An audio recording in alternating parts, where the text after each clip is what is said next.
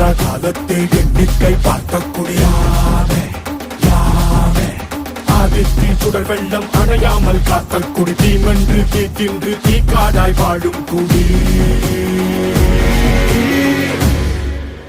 வா இரு தோள் எடுத்து வா குருவாள் எடுத்து வா ஒரு சூடுரைத்து வா வா